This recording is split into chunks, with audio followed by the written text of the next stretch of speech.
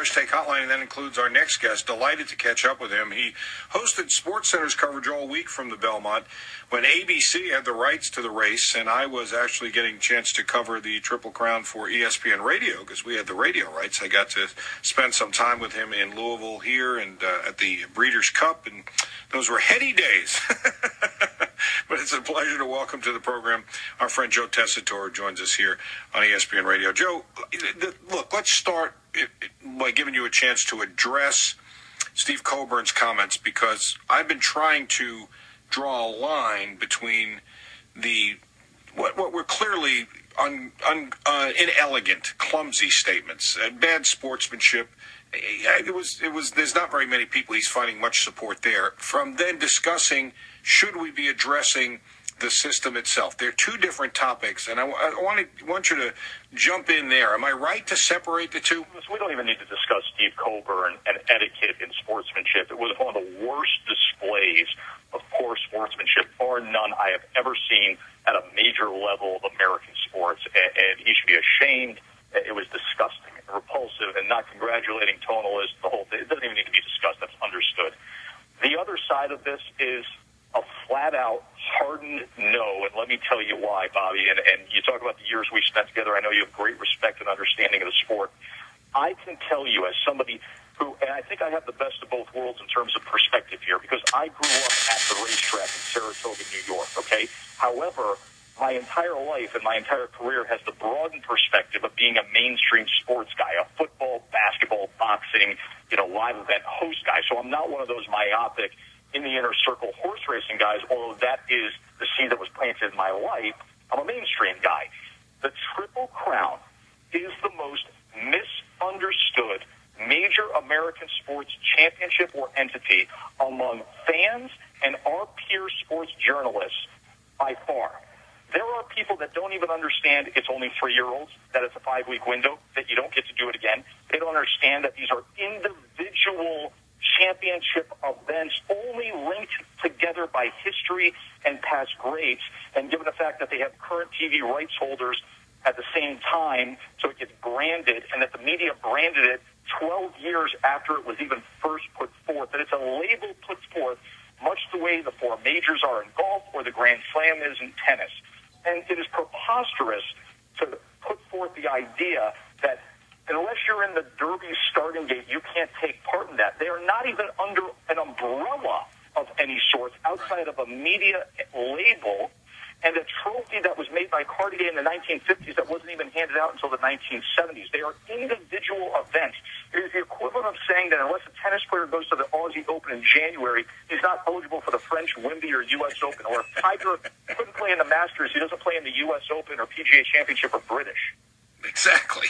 It is absurd. And that's why I said beyond belief.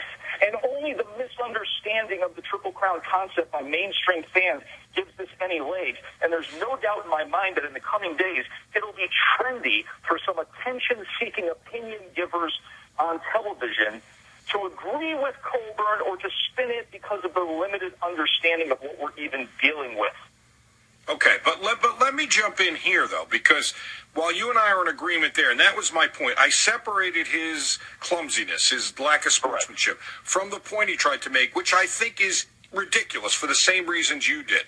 But having said that, sports evolve. Things change. The horses, nobody right now in their right mind as a trainer would take a horse this young and try and have him race 3 times in 5 weeks, with the third of those 1.5 miles at 3 different tracks. They just don't do it anymore. It's not how it's done. The same way baseball evolved.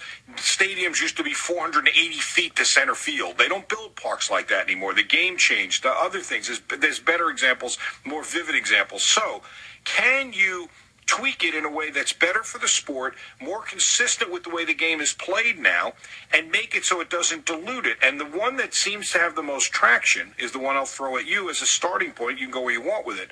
But if you took it, because keep in mind, let me say this too now, as somebody who follows the sport, it's not so sacrosanct that this is the way it's always been. These races were not even always run in the same order. They were different distances. There was a whole bunch of... He's talking about. He's talking about limiting the participants.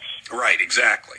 That's not So what I'm these are suggesting, standalone individual events. You can't limit. There are horses. It is very common and understood, in fact, that there are horses that are bred for distance. They are trained for distance. In fact, yesterday, Bobby V, I hit the exacta. Why? Because of Christophe Clement, who trains horses to go long, mostly well-regarded on turf, but I loved him at 1.5 miles with a Tappet sired horse out of a dam sire Pleasant Colony. They are bred to do this, trained to do specific tasks. Perhaps Totalist wouldn't have been as purposeful in the Preakness at 1 mile and 3/16, but at 1.5 miles, I loved him and hammered him and used him with Commissioner, who was sired by AP India, Belmont winning Holt. Okay, but now having said that, so if you don't want to limit the entrance, do you object to the one that I like is the suggestion that the Preakness move to what's now Belmont Day and the Belmont move to 4th of July weekend, and it makes it a little bit more palatable for horses to run more than one time, and frankly, it's good for the sport. It'll make what's a 5-week window now take, 8 or 9 weeks. What do you think of that? I mean, listen, I think that's up for conversation, but I'm also... I don't really care to give away Triple Crowns and to hope that we have Triple Crown winners. There's 11 of them because it's the rarest sports achievement in American sports ever known. It's very, very hard to do. That's not a bad thing. We're not giving out participation soccer trophies here. We're giving out the Triple Crown, the rarest American championship. There's a reason it's called the Test of the Champion. I mean, listen, that schedule may work better in terms of gaining more extended attention for the sport, but things weren't that shabby yesterday when 102,000 people and the world stopped to watch that race, nor were they in 2008 when the world stopped to watch an undefeated Big Brown. People get excited because of how special and rare it is. I don't think it would be that easy, though. I still don't think it'd be that easy. So I mean, I'm not looking to give out Triple Crowns here. I like the fact that it's the hardest thing to do in American sports. I get it. Hey, Joe, it's great to catch up with you, buddy. You're the best. Appreciate it very much. You got me fired up, and I made money yesterday. How do you do that? You got me all hot. I even cashed tickets. You be well. Come talk to us again soon. We appreciate it. You're dead on the Coburn thing, brother. All right, man. Joe Tessitore with us. He and all our guests appear via the Subway Fresh Take Hotline. At Subway, go from hungry to happy with flavor-packed footlongs like the Big Philly cheesesteak and the Subway Melt Subway.